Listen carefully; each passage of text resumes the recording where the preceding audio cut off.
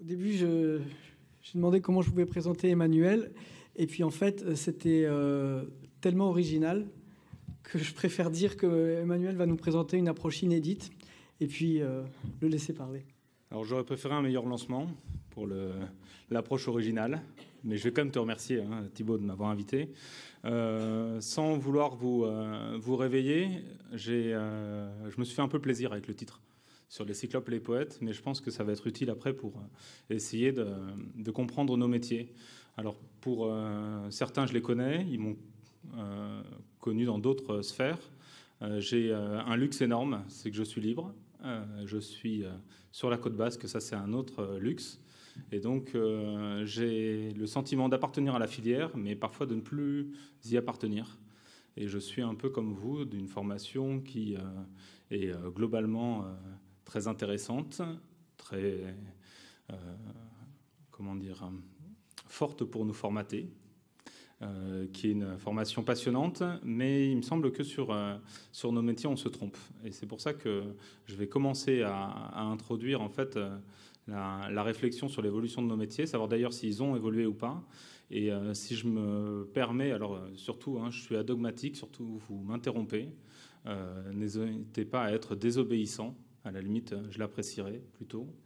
Et pour ceux qui connaissent mes activités actuelles et pour le côté un peu punk de l'histoire, maintenant je mets du vin sous l'eau depuis 8 ans. Donc j'ai déposé en 2007 le brevet de vinification et d'élevage de vin sous l'eau. Et on va goûter d'ailleurs ces vins pour ceux qui vont pouvoir rester à la suite. Donc sur des cuves qui sont sorties de l'eau il y a 1 mois à peine et qui ont été mises en bouteille il y a 2 jours. Et donc en fait le but de cette pratique, que je vais évoquer plus longuement après, m'a perturbé. Et réellement, je me suis souvent interrogé, savoir où j'en étais et est-ce que je suis encore un viticulteur.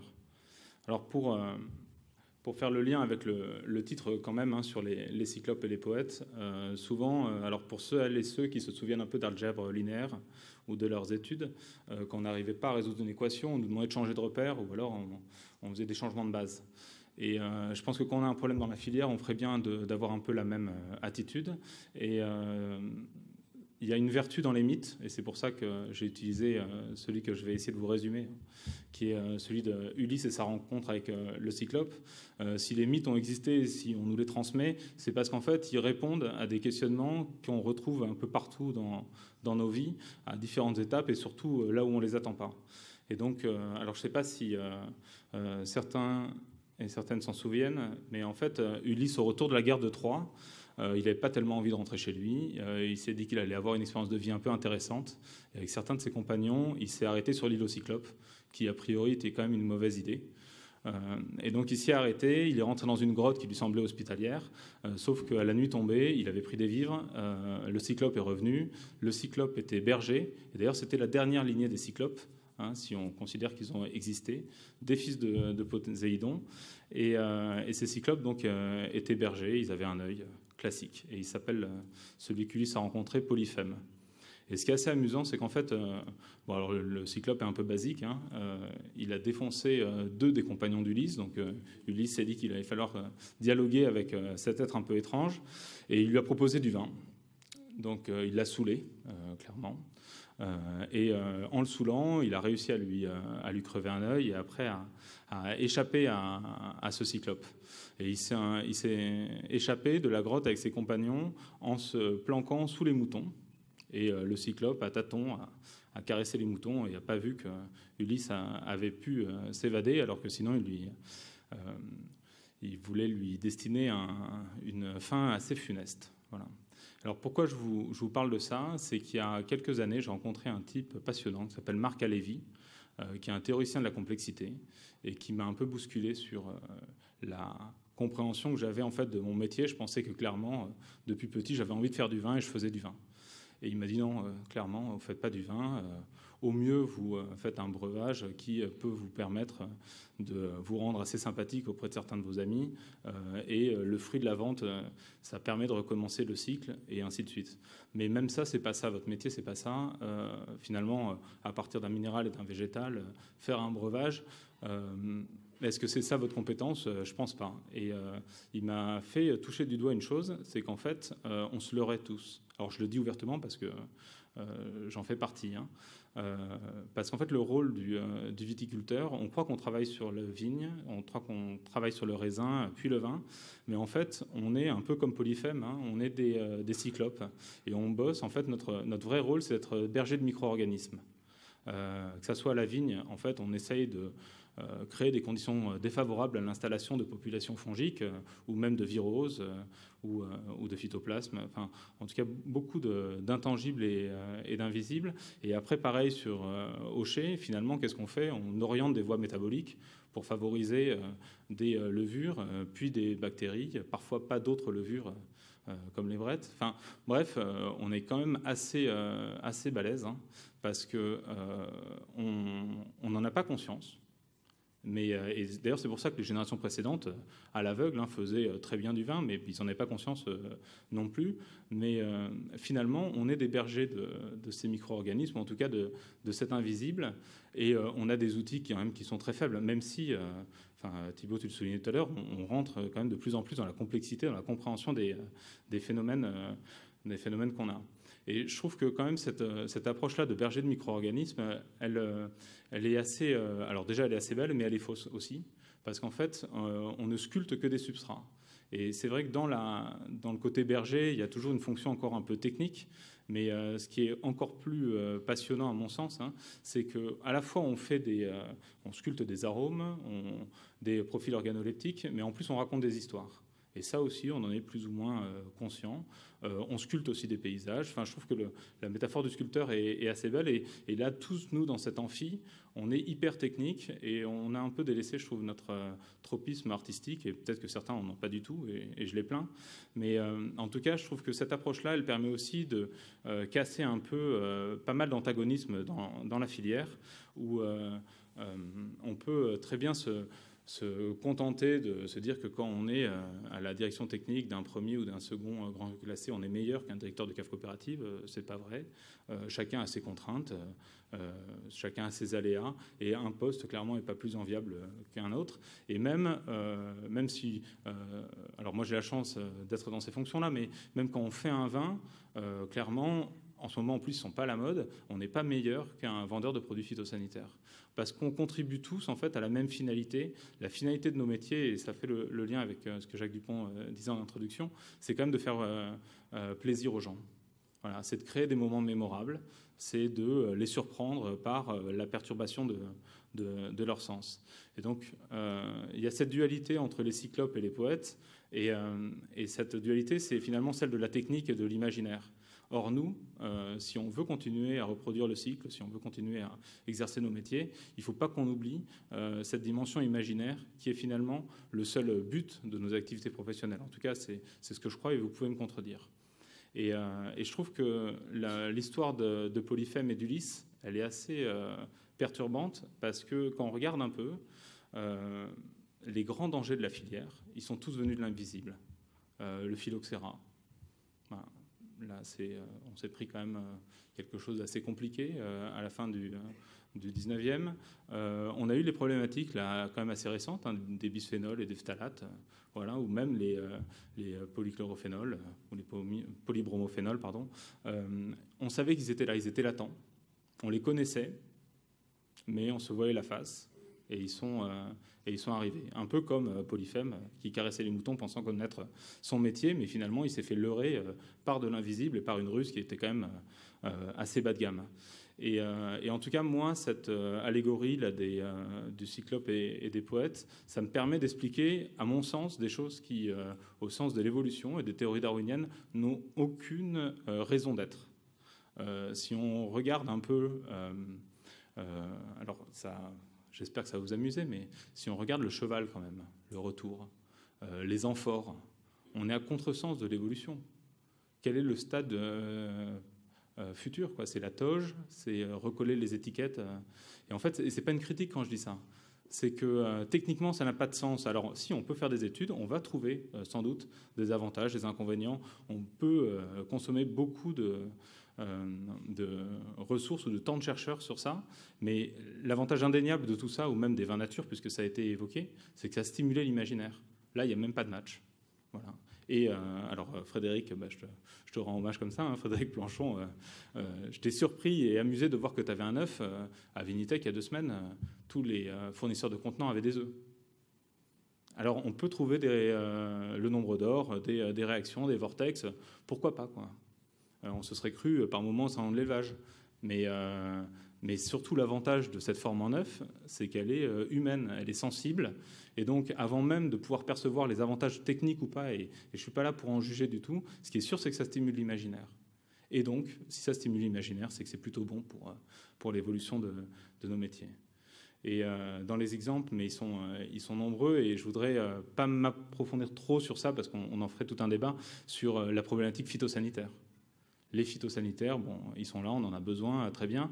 Et le problème, il n'est pas de quantifier à terme les résidus, les problématiques en santé humaine, que ce soit pour les applicateurs ou pour les consommateurs. Le problème principal actuel de la problématique des phytosanitaires, c'est que ça tue l'imaginaire, ça tue le sens. Et donc, il va falloir qu'on s'adapte tous, parce que nos métiers, ils ne vont pas sans la technique et ce vecteur imaginaire. Alors, je vais essayer de l'illustrer par un graphique assez simple. Hein. Nous, c'est nous. On produit des vins, on fait un triptyque arôme, texture et couleur, voilà, assez classique. On produit de l'imaginaire par nos métiers, consciemment ou non. Le terroir, d'ailleurs, pourrait faire partie de l'imaginaire, ou le look des chais, des châteaux, la forme des parcelles, ça fait partie de l'imaginaire, la localisation géographique. Et on fait de l'alcool. Et d'ailleurs, Jacques Dupont le disait tout à l'heure, et moi je pense qu'en fait, on produit de l'arôme, de la texture et des couleurs, de l'imaginaire dans un solvant alcool. Et donc la problématique là aussi du sang, par exemple du sang d'alcool, c'est se leurrer. À court terme, ça peut marcher. À long terme, on va perdre quand même cette utilité qu'a le vin, c'est de transporter nos consommateurs dans un état un peu second qui vont les rendre certes plus joyeux, mais qui vont être finalement des catalyseurs de moments mémorables, partagés, conviviaux entre eux. Voilà. Et donc on a cette dualité des cyclopes et des poètes. Après, chacun reconnaîtra quel est son tropisme personnel. J'ai quand même l'impression que vous avez sélectionné une bonne assemblée de cyclopes, mais c'est pas très grave. Après, il faut juste en avoir un peu conscience. Alors maintenant, la transition va être rude, mais en fait, je n'arrivais pas à expliquer la cohérence de mon métier et comment toute la filière m'a laissé faire. Parce que l'aventure Égate-Égate a commencé en 2007, où j'avais une certaine confiance pour aller planter de la vigne là où il n'y en avait pas, sur la côte basque, côté français, et aller mettre de vin sous l'eau, parce qu'en fait, ça n'avait jamais été expérimenté. Alors si, en bouteille, ça de tout temps, et puis dans toutes les épaves, on a retrouvé des bouteilles, des amphores, et même des barriques. Mais par contre, volontairement mettre du vin en vrac sous l'eau, et surtout pas ne pas se contenter que d'élevage, mais en fait, servir de l'océan comme d'une ressource énergétique à profusion pour aller chercher des conditions physiques assez basiques, hein, de température, d'agitation, de pression, et de variation de pression. Donc là où, franchement, on n'a pas de mérite, c'est qu'on est dans un écosystème qui permet cette liberté-là.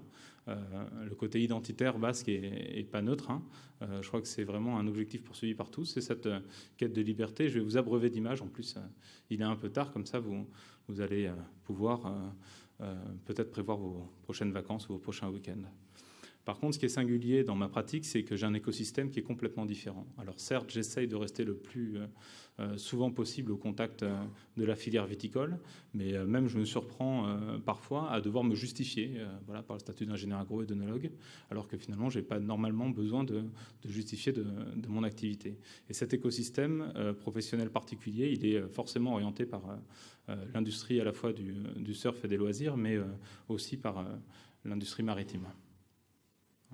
Donc là, vous voyez quelques-uns de nos outils utilisés passés et futurs pour mettre des vins sous l'eau. Et je souligne aussi l'importance du côté multiculturel. On pense que la société basque est fermée, c'est tout le contraire. Elle est très ouverte. Et d'ailleurs, la meilleure preuve, c'est la diaspora des Basques partout dans le monde, et souvent partout dans les territoires viticoles. Donc là, c'est la partie un peu cyclopéenne de mon activité. Là où on va se concentrer, c'est sur la partie immergée. D'ailleurs, c'est là où portent les brevets. Voilà, le premier était en 2007 et le second là est en cours de dépôt. Sur la partie amont, on a un travail en fait qui est assez proche de celui d'un viticulteur classique en Champagne, avec des sélections de raisins ou de vins, des vinifications particulières pour créer des substrats, donc des vins de base, qui ensuite vont être mis dans des conditions particulières avec des adjuvants de seconde fermentation et des conditions de site maritime, un peu comme au chai, on peut choisir des thermorégulations ou plus ou moins d'agitation ou de pression quand on est sur des cuves isobars. Et ensuite, une fois les vins sortis de l'eau, là, on a aussi une approche qui est assez classique dans la filière, c'est de préparation des vins, d'assemblage ou non, finalement assez proche du métier champenois. Ce qui est perturbant, c'est cette prégnance du site maritime. Là, je ne vais pas trop détailler. De toute façon, vous connaissez ça par cœur pour la première ligne, en tout cas. On passe des raisins en vin sous l'action des levures. On est dans des conditions de pression, de variation de pression assez faibles d'ailleurs, et de température commune pour tous. Après, quels que soient les raisins utilisés, on crée finalement ce que je disais tout à l'heure, le triptyque arôme, couleur, texture, plus de l'alcool et du gaz carbonique. Et alors dans le vin, on a eu tendance quand même à le mettre sous le tapis. Il y a que les champenois qui en parlent de manière assez libre, mais clairement c'est une étape de claration aromatique et c'est pour ça qu'on a des levures sélectionnées parfois pour être non aromatisantes. Mais la deuxième étape que je réalise sous l'eau, finalement, c'est celle d'un tirage ou d'une prise de mousse, comme en Champagne, où là, on va aller chercher des conditions complètement anachroniques, complètement singulières pour le comportement normal des levures, et au point que quand j'avais annoncé mon projet, des amis du CIVC m'avaient dit qu'elles allaient sporuler et que je ne réussirais jamais à relancer des fermentations sous l'eau. Ils se sont plantés, et moi, je vous avoue que j'avais commencé, même déposé le premier brevet au bluff, parce qu'on était à l'aveugle, comme souvent.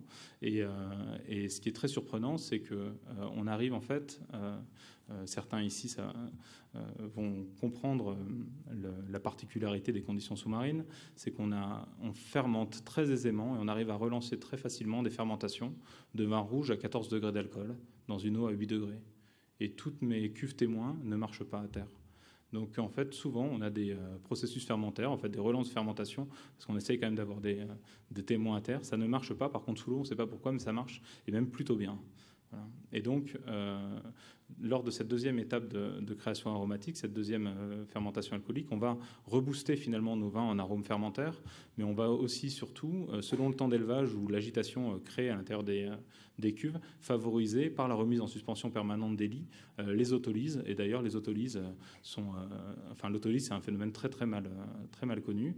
Et alors, j'ai pas de certitude, mais en tout cas, ce qui est clair, c'est que quels que soient les critères, on va avoir en fait l'équation aromatique, la seconde, la B, qui est forcément différente de la A, et a fortiori, elle va être plus complexe. Après, c'est pas parce qu'elle est plus complexe techniquement qu'elle va être perçue comme étant plus complexe. Ça, c'est toute une partie à explorer. Pour continuer à exposer notre partie cyclopéenne, on ne met pas du vin sous l'eau pour mettre du vin sous l'eau. À la fois, ça nous amuse quand même d'aller sur des bateaux, mais il n'y a pas que ça. Le but, c'est quand même de comprendre un peu mieux ce qui se passe. On est aux confins peut-être de l'œnologie, mais actuellement, on travaille donc sur les matériaux de nos cuves, sur les formes, sur des sélections de souches de levure, et également en fait sur une sorte de contribution à l'écosystème et même d'intégration paysagère sous-marine. Voilà, le but étant de comprendre mieux ce qu'on fait et surtout d'y apporter la fameuse poésie dont je vous parlais tout à l'heure. Et tout ça, on va essayer quand même d'y mettre des données tangibles, parce que je vous avoue que c'est quand même assez compliqué de dire qu'on fait du vin sous l'eau et de rester crédible. C'est la première réaction, c'est dire ok, c'est encore un truc de plus pour faire parler. Non, justement, en fait, j'ai eu du mal à l'accepter, cette prégnance de l'imaginaire qui est spontanée par cette pratique. Et au contraire, je cherchais tout le temps à me justifier sur de la technique et de la recherche scientifique. Et c'est pour ça, d'ailleurs, je crois qu'aussi c'est parce que je suis plus cyclope que poète. C'est pour ça que maintenant, c'est vraiment un accent fort et c'est notre futur.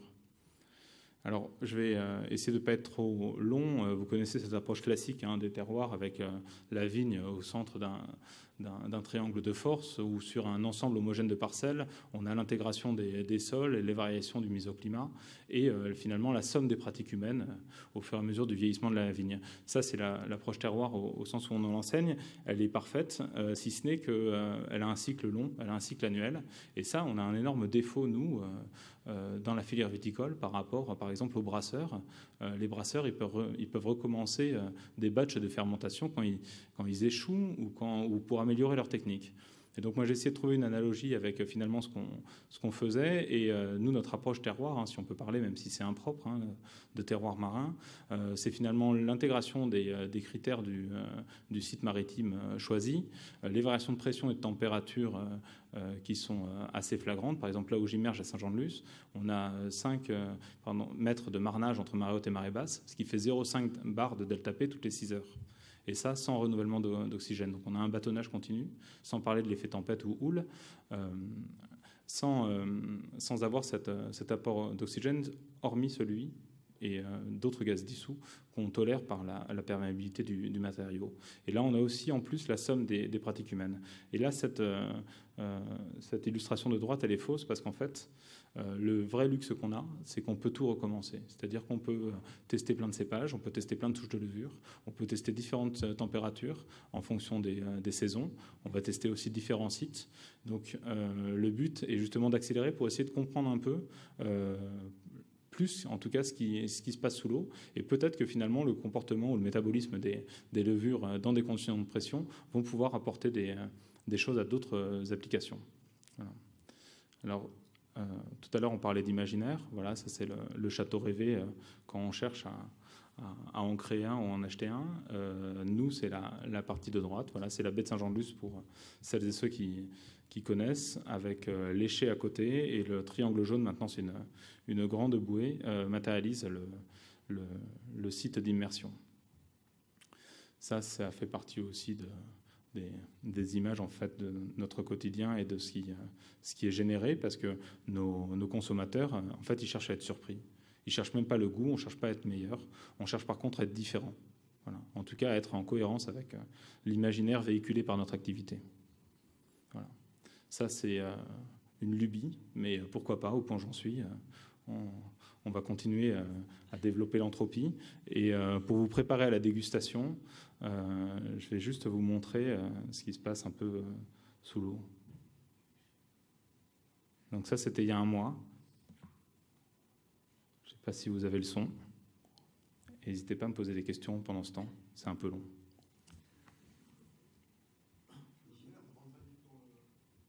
Comment ? Ah non. L'eau de mer, c'est 33 grammes par litre de NaCl. Surtout pas. Non, c'est parfaitement étanche. Au liquide. Oui, c'est un antiseptique, ouais.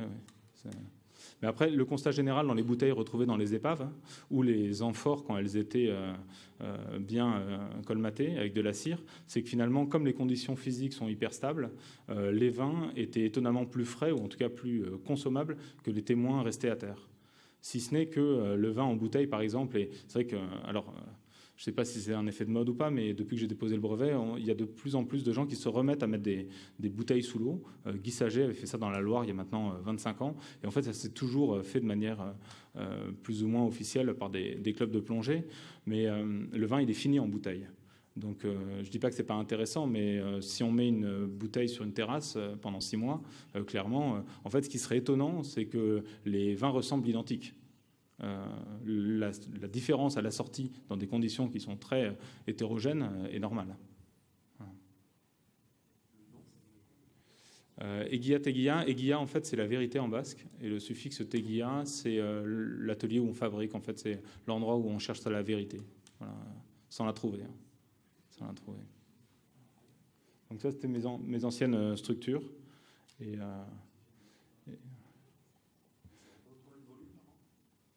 Alors, on est sur des volumes, nous, en forte croissance.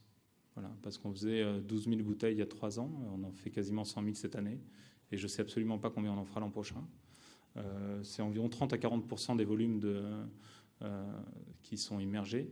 Et parce qu'en fait, selon les résultats obtenus, alors avant j'étais sur des cuves statiques où maintenant en fait j'obtiens à peu près les mêmes arômes en 2 mois que ceux que j'obtenais l'an dernier en 11 mois en statique, alors que maintenant les cuves, vous voyez, elles sont en dynamique. Mais au bout d'un temps long sous l'eau, en fait, c'est-à-dire avec deuxième FA plus autolyse, on va avoir un concentré aromatique où je prends toujours cet exemple parce qu'il parle à tout le monde, mais les blancs sur des uniblancs des colombards, on sortait du pulco. Voilà. Donc c'était violent, pur, ça plaît aux techniciens, au grand public un peu moins. Par contre, c'était des super bases d'assemblage. Donc nous, dans nos cuvées, en fait, il y a des cuvées 100% immergées. D'ailleurs, c'est ce qu'on va déguster. Là, vous aurez l'avant, l'après, et puis on a aussi des assemblages selon en fait ce qu'on obtient. C'est là où on retrouve finalement un métier de chai assez classique. Par contre, c'est l'ensemble du procédé qu'on cherche à la fois à protéger pour notre savoir-faire, mais à améliorer aussi. Donc, ouais, tout semble anachronique. Et dans une des diapos précédentes, je parlais de transfert de technologie. Clairement, ce n'est pas dans la filière où on va trouver des solutions qui s'y prêtent, mais c'est à côté. Voilà. Ou alors chez des gens qui sont un peu différents.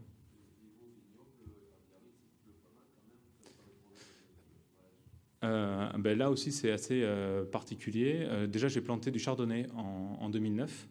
Pour l'instant, 2 hectares. Et là, on est en train de défricher. Maintenant, on a 12 hectares d'un seul tenant qu'on va continuer à planter. Bizarrement, en fait, à Biarritz, il pleut beaucoup. Enfin, en tout cas, à Saint-Jean-de-Luz. Mais on a très peu de maladies. L'an dernier, 2 bouillies bordelaises. Voilà, sur l'année. Et en tout, on est entre 2 et 6 bouillies max. Parce qu'on a du vent en permanence. En fait, à cause des inversions de température entre la terre et la mer, à cause aussi des effets de marée, on a toujours en fait, un vent, c'est même compliqué de trouver des fenêtres de tir pour traiter.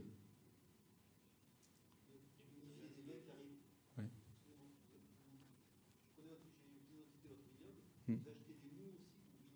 Oui. Ouais. Mais là, on est en train de... Déjà, il fallait qu'on se fasse comme notre propre culture, hein.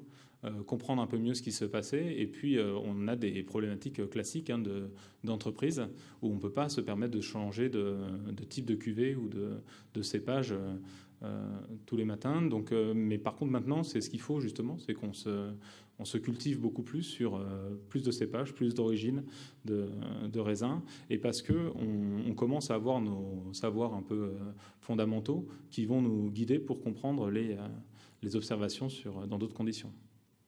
D'où le côté multisite, en fait, multisite, multicépage, multipériode d'activité, et peut-être avec ou sans mouvement. Et le tout avec de la collecte de données, donc ça fait partie aussi de nos marottes, là, de réussir à tout monitorer pour comprendre un peu mieux ce qui se passe. Oui. Oui. Ben en fait, les vignes que j'ai plantées sur la corniche, c'est clairement le seul échec en immersion. C'est-à-dire que les vins obtenus étaient déjà équilibrés à la sortie des vignes. Et comme tout vin équilibré, si on lui remet une couche aromatique, on arrive à un résultat qui à mon sens, était moins flatteur. Après, c'est un avis personnel. L'image aurait été magnifique, hein, les vignes qui poussent au-dessus de l'océan, qu'on met sous l'eau et on met une croix basque dessus et on le vend sur les tréteaux, mais non, ça marche pas comme ça. C'est comme en Champagne, en fait, c'est pas le meilleur vin avant le tirage ou la prise de mousse qui va donner le meilleur résultat après.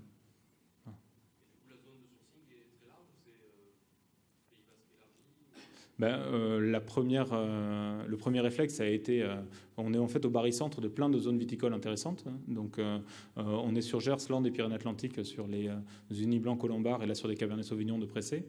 On est depuis 3 ans sur des Grenaches en Navarre, mais maintenant, on ne s'interdit rien, y compris d'immerger ailleurs dans le monde ou en France. Et peut-être... alors, le tout, c'est d'être différent. C'est-à-dire que si à partir d'un Uniblanc, j'arrive à faire une pâle copie ou une belle copie d'un Riesling, il n'y a aucun intérêt à faire ça. Par contre, si on va réussir à obtenir des palettes aromatiques qu'on ne sait pas faire par des méthodes traditionnelles, ben là, il faut explorer. Et c'est peut-être d'ailleurs des cépages les moins intéressants à première vue qui vont donner les plus grandes surprises. En tout cas, pour l'instant, les vignes de la Corniche, clairement, n'ont pas donné les meilleurs résultats. Vas-y. 5 à ce jour, mais voilà, on va essayer de faire un facteur 5 d'ici l'an prochain. On accélère.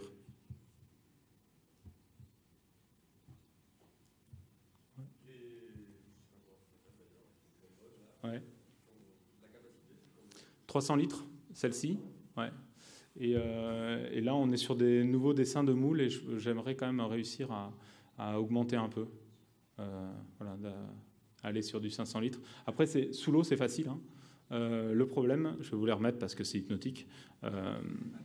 Le problème, c'est à terre, à manipuler. Comme les barriques. Hein, les barriques vides, ça va, mais les barriques pleines, c'est un peu galère.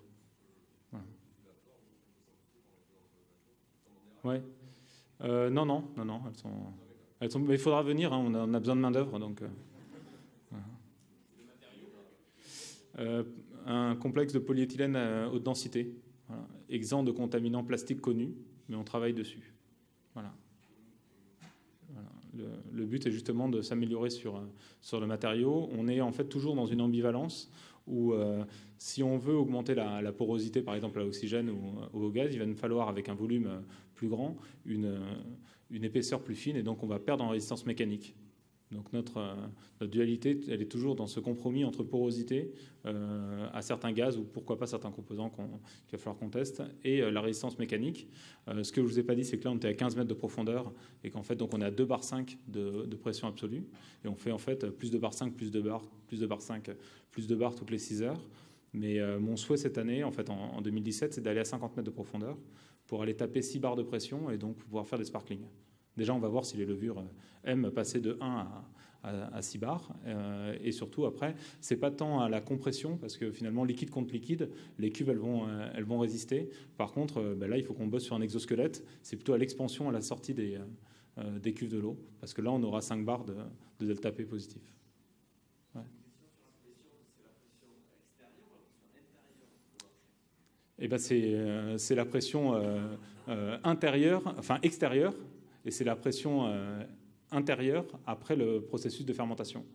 C'est-à-dire que les vins, ils descendent à 1 bar 2, ils sont soumis à 2 bar 5, ils vont refermenter, et la pression intérieure va s'équilibrer avec la pression extérieure.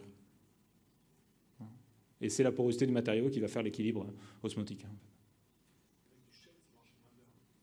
Ben, il y a des génies qui ont pensé à mettre des barriques sous l'eau, ouais, qui ont juste oublié l'osmose, ouais, et le fait que les barriques pouvaient perdre, et ils ont eu un vin salé. Voilà, c'est différent. Ouais. Mais c'est ça où il faut se méfier quand même parfois du côté trop poétique, voilà, où il faut peut-être réfléchir avant. Enfin, ça aurait été peut-être plus intéressant de travailler sur des amphores d'ailleurs, pourquoi pas, si ce n'est que les amphores, c'est pareil, c'est assez poreux en fait, au liquide et au sel. Et au départ, en fait, mes premiers essais, c'était avec du béton. On avait un coefficient de 10-27 mètres par seconde, donc il nous fallait environ 3 ans pour pénétrer les 15 cm de béton, mais à pression atmosphérique.